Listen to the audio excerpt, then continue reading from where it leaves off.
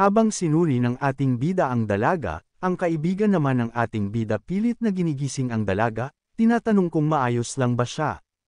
Tinatawag pa nila itong, classmate, classmate, habang ginigising ng may pag-aalala. Ngunit hindi pa rin ito umiimik. Sa puntong iyon, si Linzin agad na sinuri ang pulso ng babae. Napansin niyang mahina at malalim ang tibok ng pulso, at tila nakatigil ang daloy ng enerhiya nito. Agad niyang nasabi na ito ay tinamaan ng heart attack. Agad na ginamit ng ating bida ang kakayahan nito sa acupuncture na nakuha sa kanyang system, na agad na ginawa ito sa dalaga, tinusok ang mga bahagi ng katawan ng dalaga at pagkatapos. Kaagad niyang iniutos sa dalawang kaibigan niya na tumawag ng ambulansya. Mabilis namang tumalima ang isa at agad tumawag. Nagsidatingan din ang mga tao sa paligid at nagsimula ang mga bulungan. May nagtatanong kung ano ang nangyari, at may sumagot na tila may nahimete. Bigla namang may narinig na nagsabing nagising na raw ang babae. Laking gulat ng ilan dahil napakabilis nitong nagkamalay muli. May nagsabi pa kung baka mababang blood sugar lang ang dahilan ng pagkahimatay. Isa sa mga kaibigan ng ating bida nakapaligid ang humanga at nagsabing gusto rin niyang matutunan ang ginawa ng ating bida. Ngunit agad itong tinanggihan ni Linzin at ipinaliwanag na pansamantala lamang niyang ginaisang ang babae, dahil seryoso ang kondisyon ng kanyang puso. Dagdag pa niya, kailangan itong dalhin agad sa ospital. Dinala niya ang babae sa Janpo Hospital. Pagdating nila roon, agad siyang tinanong ng doktor kung siya ba ang miyembro ng pamilya upang pumirma ng mga dokumento. Halos hindi makasagot si Linzin, ngunit bago pa niya masabi ang lahat ay biglang dumating ang isang babae na tinawag ang pangalan ng pasyente, Yuan Yuan. Huwag mong takutin si Mommy. Nagulat si Linzin nang makita ito at nakilala bilang ang auntie mula sa nakaraang antique appraisal event. Tinawag siya ng ina ni Yuan at tinanong kung bakit siya naruroon. Ipinaliwanag ni Linzin na nakita niyang nahimete ang babae kaya dinala niya ito sa ospital. Lubos ang pasasalamat ng ina kay Linzin dahil minsan na nitong nailigtas ang kanilang pamilya laban sa manlolokong si Guibao at naibalik ang kanilang pera. Humingi rin siya ng tawad kung minsan ay naging masama ang pakikitungo nila noon at inimbitahan siyang pumunta sa kanilang bahay para magpahanda at makapagpasalamat. Ngunit sagot lamang ni Linzin na wala iyong problema. Pagkaraan, tinanong muli ng doktor ang ina ni Yuan kung siya ba ang ina ng pasyente at iniabot ang mga dokumento para pirmahan. Laking gulat ng ginang nang marinig na kailangan pang ilagay sa ICU ang anak. Ipinaliwanag ng doktor na kakaiba ang kondisyon ng puso nito at hindi ito kayang gamutin ng kasalukuyang teknolohiya sa China. Tanging ang high-end equipment na GJC 888 mula sa Ojo lamang ang makakapagsalba sa kanya, ngunit kinakailangan muna ng deposito na 15 milyon. Napahinto ang ina sa sobrang mahal ng halaga. Samantala, habang naglalakad palayo si Linzin, narinig niya ang usapan ng dalawa. Ipinagmalaki pa ng doktor na advanced ang cardiac synchronization treatment ng nasabing kagamitan. Nang marinig iyon, bigla napahinto ang ating bida. Ngunit sumagot ang ina ni Yuan na 10 milyon lamang ang kabuoang halaga ng ari-arian ng kanilang pamilya. Lalo pang idiniin ng doktor na 15 milyon ang paunang bayad at 30 milyon naman ang buong proseso. Dahil dito, bigla humarap si Linzin at mariing sinabi na mali ang diagnosis ng doktor. Ipinaliwanag niya na ang cardiac synchronization therapy ay para lamang sa ischemic cardiomyopathy, ngunit ang kondisyon ng dalaga ay dulot ng malamig na namuong bar sa daluyan ng puso. Galit na tinanong ng doktor kung sino ba si Linzin upang questionin siya. Ngunit agad namang sumabat ang ina ni Yuan at tinawag itong, Master, sabay tanong kung talagang alam nito ang kondisyon ng kanyang anak. Tinukoy ni Linzin ang mga sintomas, ang madalas na pananakit ng dibdib, angina, hirap sa pagtulog, at sakit sa likod, bagay na ikinagulat ng ginang. Agad niyang kinumpirma na tama ang lahat ng sinabi ni Linzin. Muling nagalit ang doktor at sinabing wala siyang karapatang questionin ito. Ngunit sagot ni Linzin, isa lamang siyang walang prinsipyong doktor na nagnanais lamang ng pera. Nagpanteng ang tainga ng doktor at sinabing wala pa raw sa kalingkingan ni Linzin ang kanyang karanasan. Binalaan pa nito na tatawag siya ng security kung hindi ito aalis. Pinakalma naman ng ina si Dr. Lu at ipinaliwanag na may kasanayan talaga si Lin Xin, at tumutugma ang mga sintomas ng kanyang anak sa nabanggit nito. Biglang nagkamalay si Yuan, ngunit kita sa kanyang katawan ang hirap at sakit. Nataranta ang ina at humingi ng tulong sa doktor. Ngunit may pangungutya pa rin ang tanga na doktor at sinabing kung ganoon kahusay si Lin Xin, bakit hindi na lang siya ang pagawin. Agad na nataranta ang ina, anya. Saad nito ano ba daw ang ibig nitong sabihin? Ngunit tanong ng tanga na doktor, tinuro nita ang ating bida at sinabi sa ina ng babae na di ba siya ay master hindi ba? Kung ganun inibitahan mo siya para siya na ang magsuri sa iyong anak. Nang marinig ito, napangiti lamang dito ang ating bida at sinabi sa tanga na doktor na how ridiculous. Sinabi niyang ang doktor ay itinuturing na pangalawang Diyos ng mga pasyente, ngunit ang nakikita niya sa kanya ay kasakiman. Sa halip na iligtas ang buhay, ginagamit nito ang desperasyon ng pamilya para sa salapi. Lalong nagalit ang doktor at inakusahan siyang nanggugulo lamang. Ngunit mariing sinabi ni Lin Xin na wala siyang oras para makipagtalo dahil ang kaligtasan ng pasyente ang pinakamahalaga. Agad niyang tinanong ang mga nurse kung may silver needle sila para sa acupuncture. Pinagtawanan lamang siya ni Dr. Lu at nilate ang ideya. Anya, paano raw magagamot ng isang bata gamit lang ang karayom kung kinakailangan ang advanced na kagamitan ng Ojo? Agad na kinutya pa ang ating bida saad pa nito, na sige gusto niya raw makita kung ano ang kaya nitong gawin sa kanyang pinagmamalaking skill. Agad nito inakbay ang ating bida, bulong nito habang pinapakita ang mga nurse na nakikinig ay wala man lamang gumagalaw ni isa, nakakatawa raw ang ating bida, dugtong pa nito, na di raw kaya ng ating bida ang kanyang magiging responsibilidad. Ngunit sa kabila ng panlilibak, may isang boses na tumawag kay Lin Xin. May nurse na nag-alok ng silver needle. Nagulat si Lin Xin nang makilala ito bilang auntie ni Luo Yaxi. Kinumpirma ng babae na isa siyang nurse, at bagamat walang kasiguraduhan, nagtiwala siyang may kakayahan si Lin Xin.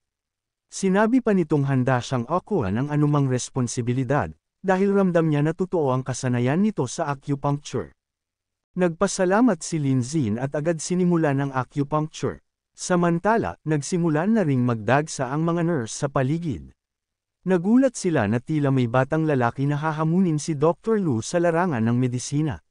May ilan pang dumating para manood, dahil mukhang isang malaking medikal na alitan ang kanilang nasasaksihan. Habang dumadagsa ang mga nurse may isang nurse na babae na tila pamilyar sa atin, agad nito tinanong ang isang nurse kung ano raw ba ang nangyayari.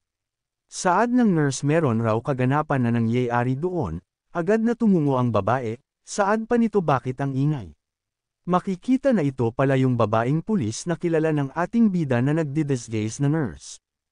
Habang naghahanda na ang ating bida, sa inis, nagsalita pa si Dr. Lu na tila ng aasar, tinatanong kung kailangan ba niyang magbigay daan para makapag-perform si Lin Xin. Ngunit mariin ang sagot ng ating bida, hindi niya kailangan ang kanilang tulong. Kung nais lamang matuto ni Dr. Lu, maaari siyang manood at mag-aral. Nagalit ang tanga na doktor, dahil sa sinabi ng ating bida. Nang makita ng nagdi-disguise na nurse ang ating bida saad nito bakit siya nanamraw. Agad na naghanda ang ating bida upang simulan ang kanyang gagawin. Mabilis niyang inactivate ang kakayahang natamo mula sa sistema at ginamit ang hawak niyang karayom para sa acupuncture. Isa-isa niyang tinusok ang mga pangunahing bahagi ng katawan ng dalaga, bawat tusok ay may kasamang kasanayang hindi karaniwan. Habang nakamasid ang mga tao sa paligid, hindi napigilan ng isang nurse ang mamangha at nasabi sa lahat na napakabata pa ng binata ngunit napakahusay na nitong gumalaw. Tunay ngang hindi dapat husgahan ang isang tao batay sa panlabas na anyo.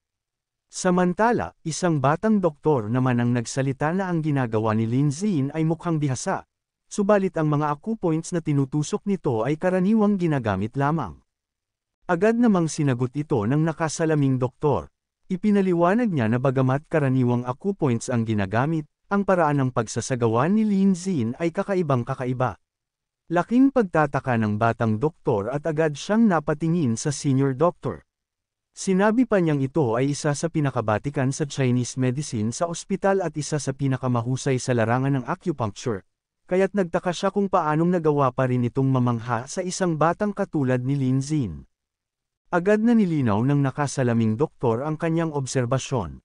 Ayon sa kanya, ang teknik na ipinapakita ni Lin Zin ay walang iba kundi ang Dragon Source and the Tiger Lips Acupuncture Technique. Sa tabi, kitang-kita naman ang pagkamangha ng mga babaeng nurse, kabilang na ang ina ni Ruru at ang nagkukubling polis bilang isang nurse. Hindi maiwasan ng mga ito na isipin na hindi inaasahan ang angking kasanayan ni ng ating bida. Ipinagpatuloy ng nakasalaming doktor ang pagpapaliwanag at sinabing matagal nang nawala ang naturang teknik at kalahati na lamang ng kabuuang kaalaman nito ang naitatala. Ayon pa sa kanya, habang isinasagawa ang acupuncture ay may bahagyang panginginig sa pulso na napakabilis, at bagamat pareho ang acupoint na ginagamit, ang epekto ay nag-iiba depende sa pamamaraan. Sa kanyang isipan, hindi maiwasang magtanong kung si Lin Zin ba ay nagmula sa isang prominenteng pamilya ng tradisyonal na medisina. Ito naman ay ikinagulat ng doktor na si Lu na tila natauhan sa mga sinabi. Nang matapos si Lin Zin sa kanyang ginagawa, napabuntong hininga siya habang pinapawisan. Kaagad na sumigaw ang isa sa mga nurse at nagtanong kung gumaling na ba ang pasyente. Mabilis na sinuri ng tiya ni Luo Yaxi ang pulso ng dalaga at ipinaalam sa lahat na bumalik na sa normal ang tibok ng puso nito, gayon din ang presyon ng dugo. Sa puntong iyon, tumingin si Lin Zin sa ina ng dalaga at ipinaliwanag na kailangan niya itong bigyan pa ng acupuncture 1 beses kada linggo, at sa loob ng 1 buwan ay tuluyan ng gagaling ang pasyente. Magre-resete rin siya ng gamot na dapat ipainom sa loob ng 5 araw. Sa sobrang tuwa, napaluhod ang ina ng dalaga at nagsabi na ang kabutihan ng master ay hindi kayang tumbasan, at handa niyang ibigay ang 10 milyong piso bilang pasasalamat. Ngunit agad itong tinanggihan ni Lin Zin. Samantala, si Dr. Lu na tila napahiya, agad na sumabat at nagsabi na maaaring tila gumaling lamang sa panlabas ang dalaga, ngunit hindi pa rin tiyak kung wala itong magiging komplikasyon. Dagdag pa niya, maaaring gamitin ni Lin Zin ang pagkakataon upang takutin ang pamilya ng pasyente. Habang galit na nakaturo kay Lin Zin, idiniin pa ni Dr. Lu na nagsasagawa ito ng medisina ng walang lisensya, na labag sa batas. Aniya, nakatawag na siya ng pulis at malapit na ang mga ito, kaya't dapat na maghanda ang binata sa kahihinatnan. Agad namang sumagot si Lin Zin at sinabing mainam din iyon, dahil siya man ay magrereklamo laban kay Dr. Lu at pati na rin sa ospital. Aniya, gumagamit ito ng huwad na dayuhang kagamitan upang makapanlinlang at makapagnakaw ng pera. Lalong na si Dr. Lu at sa kanyang isipan ay minura si Lin Zin bilang isang mangmang na hindi alam kung gaano kalakas ang kapangyarihan ng mga nasa likod ng ospital. Agad siyang tumawag sa telepono at ipinaalam na nakatawag na siya ng pulis at paparating na ang mga ito. Nagtaka ang ilang nurse at nagtanong kung totoo bang nagawa iyon ni Dr. Lu. May ilan na nagduda at nagsabi na baka sinuwerte lang si Lin Zin. Ngunit may iba naman na nagpaliwanag na ang naturang kagamitan ay dekalidad at imported, kaya't kung si Dr. Lu ang tinutukoy, maaaring madamay pa ang mismong direktor ng ospital. May isa ring nurse na nagkomento na sobrang mahal ng ginagawang gamutan sa ospital at marami na rin ang nabiktima ng mataas na bayarin, ngunit hindi natapos ang kanyang sinasabi nang pigilan siya ng kasama. Samantala, ang babaeng pulis na nagkukubling nurse ay agad na pinindot ang earphone at sa isip niya ay nasabi na mas malalim pa ang mga katiwaliang nagaganap sa ospital, kaya siya mismo ay pumasok bilang undercover upang imbestigahan. Ngunit sa paglitaw ni Lin Zin, tila nabuksan ang pagkakataon para mailantad ang katotohanan. Agad siyang nakarinig ng tugon mula sa kabilang linya, at tinawag siya ng kanyang kasamahan bilang kapitan. Dito, nagbigay siya ng utos na sundin ang kanyang mga susunod na tagubilin. Kasabay nito, sinabi ng ina ng dalaga kay Lin Zin na huwag itong mag-alala sapagkat handa silang tumindig at magsalita para sa kanya. Maging ang tiya ni Luo Yaxi ay nagpahayag ng tiwala na iimbestigahan ng pulisya ang buong pangyayari. Ngumiti lamang si Lin Zin at sinabing ayos lang iyon, ngunit kailangan muna niyang tumawag.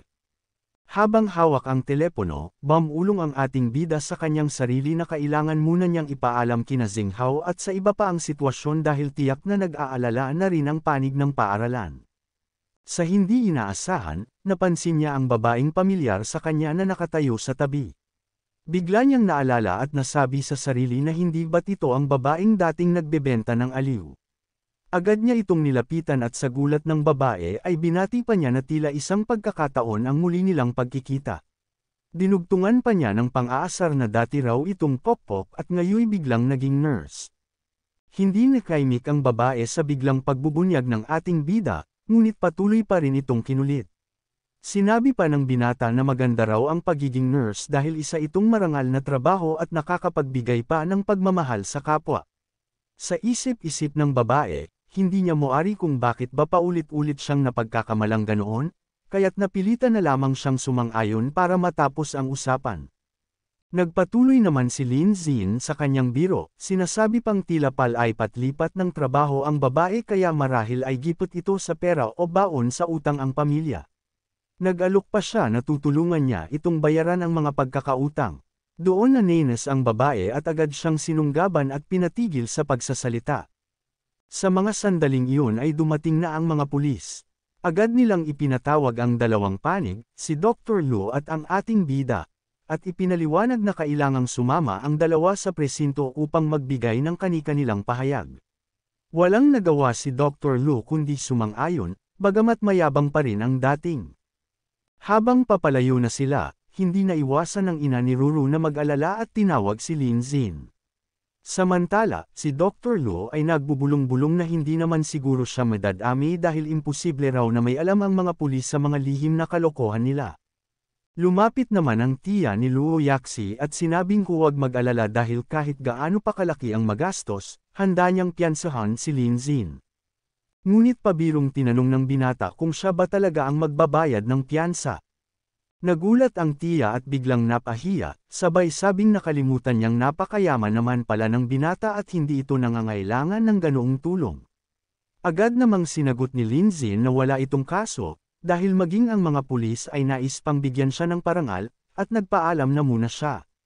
Sa isip naman ng tiya, nais sana niyang imbitahan ito para kumain ngunit hindi niya maipahayag, kaya't nangako na lang siya sa sarili na gagawin niya iyon sa susunod na pagkakataon. Pagdating sa presinto, naupo si Dr. Lu sa isang silid kung saan kinukuha ang pahayag ng mga inaakusahan.